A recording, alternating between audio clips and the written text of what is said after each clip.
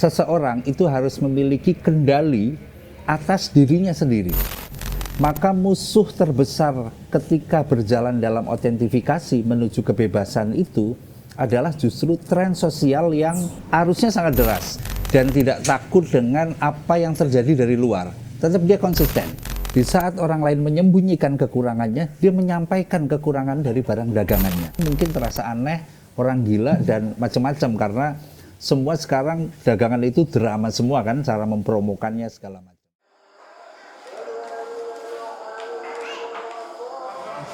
Doa spesifik meminta bojo. Ada. Apa doanya, Pak? Ya Allah, berilah aku bojo. Itu doa ya.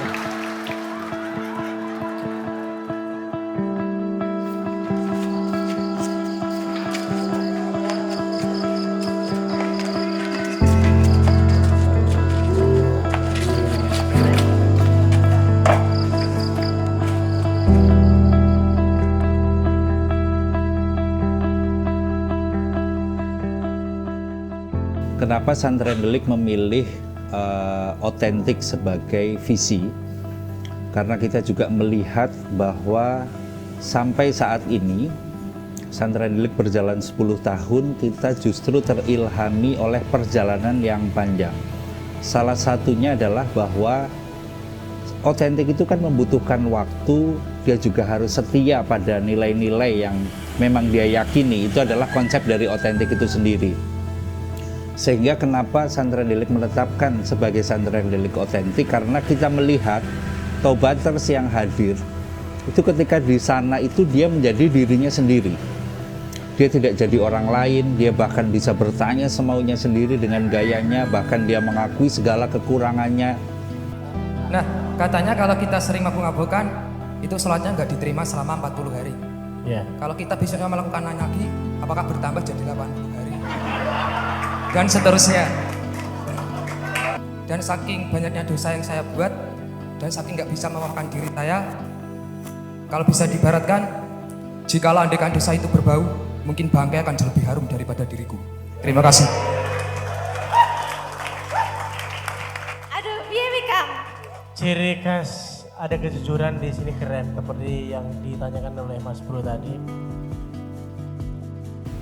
Ciri-ciri otentik juga yang kedua adalah jujur, orisinal, dan tidak menjadi orang lain. Itu adalah sebuah format otentifikasi.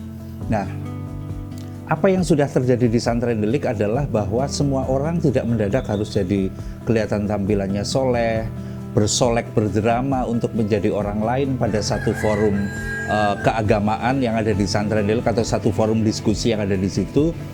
Tapi justru dia datang dengan gayanya, dengan caranya, dengan isi kepalanya, dengan niatnya yang beraneka ragam, yang memang salah satu yang menjadi kunci adalah hadir dulu dengan apa yang kamu miliki, apa yang ada di pikiranmu, apa yang menjadi orisinalitasmu, dan kemudian itu menjadi dasar otentifikasi pada kesetiaan nilai-nilai yang tumbuh pada diri sendiri dan tidak takut dengan apa yang terjadi dari luar. Tetap dia konsisten. Nah, itulah yang menjadi visi bahwa Santren Delik harus menghadirkan otentifikasi itu pada keseharian seluruh Tobaters. Dimulainya dari mana? Dimulainya dari seluruh kegiatan, seluruh ilmu yang dicapai, seluruh aspek-aspek yang di sana, untuk tidak menjadi kearap-arapan, untuk tidak harus menjadi bergaya yang memang dia kalau barat begini, kalau menjadi orang ngaji begini, itu tidak. Bebas saja sesuai dengan keinginan, karena itu hanya setara perjalanan. Pencapaiannya adalah ilmu dari menjadi dirinya sendiri, memahami nilai-nilai yang betul-betul dia yakini itu benar, dan kemudian kita kasih asupan kebenaran dari ilmu-ilmu yang ada di Santren Delik itu, lalu kemudian dia berjalan menjadi pribadi yang otentik.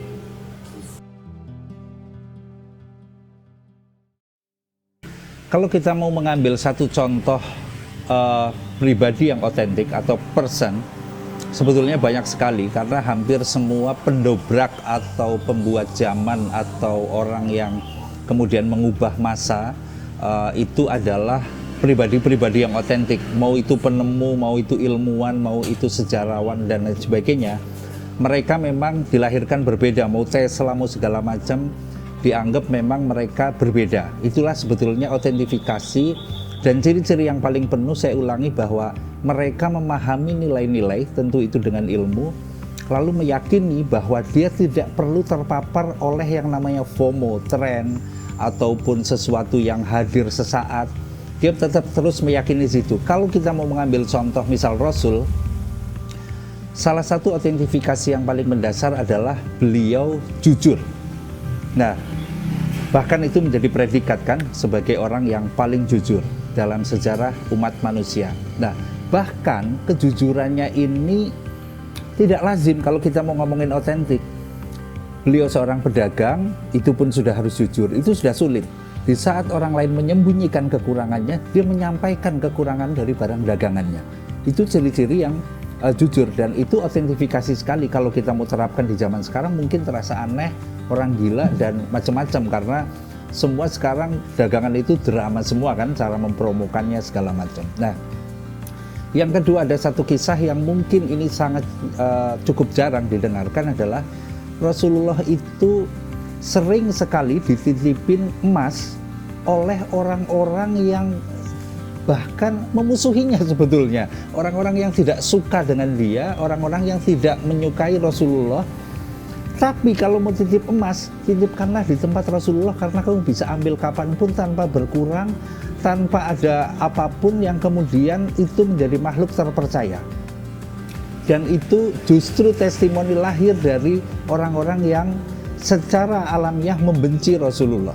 Bukan musuh ya, tapi membenci, tidak suka. Ini sangat berbalik, sangat ekstrim, di mana kepercayaan justru didapatkan pada sisi orang-orang yang membencinya. Hari ini orang kenal dekat baru percaya, bahkan kadang-kadang terluka sedikit pergi. Nah, otentifikasi Rasulullah dalam bidang kejujuran ini, kalau orang Jawa bilang ngane-ngane, karena tidak lazim dilakukan oleh orang-orang yang yang tidak memiliki puncak dari otentifikasi itu. Nah, itu adalah contoh. Sehingga kalau kita mau mengambil otentifikasi sebagai gaya hidup kita hari ini, adalah memaknai semua perjalanan yang ada di Al-Quran, ada di budi pekerti, ada di sebuah pelajaran-pelajaran keilmuan tentang menjadi pribadi yang jujur, memiliki integritas, lalu kemudian memahami nilai-nilai yang itu kita yakini sebagai sebuah kebenaran, dan jangan pernah mengikuti yang namanya FOMO, karena itu sifatnya adalah instan dan belum tentu benar juga. Maka semua penemu, semua pembesar dunia, perubah zaman adalah orang-orang yang otentik. Itu yang paling penting dari dasar kenapa kita harus menjadi otentik.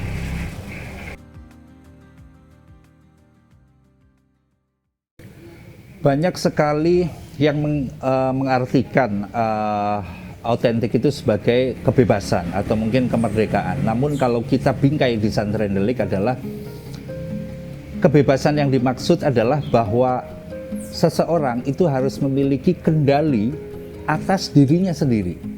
Orang yang tidak mengenal dirinya sendiri, maka dia tidak akan mungkin mengendalikan dirinya, bahkan mengendalikan orang lain. Itu kata kunci. Sehingga ketika dia memiliki kendali atas dirinya, dia memiliki seluruh aspek yang dia ketahui, baik kelebihan dan kekurangannya.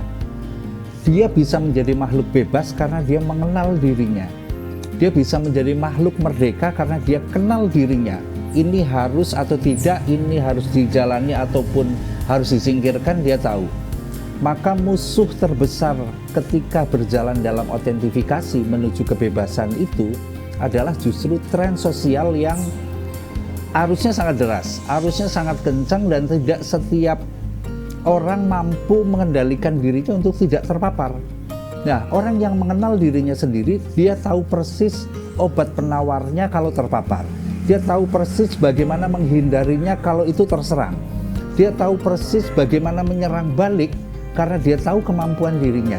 Jadi kunci dari otentifikasi adalah mengenal dirinya sendiri dalam rangka menuju kebebasan, karena kebebasan yang dimaksud adalah tidak dikendalikan oleh tren sosial, FOMO kayak fast trend kayak atau mungkin sekedar happening segala macam. Itu yang membuat kita terpapar karena kita tidak mengenal diri kita dan kita tidak mampu mengendalikan diri kita sehingga kita terpenjara oleh yang namanya arus deras social trend itu tadi, FOMO.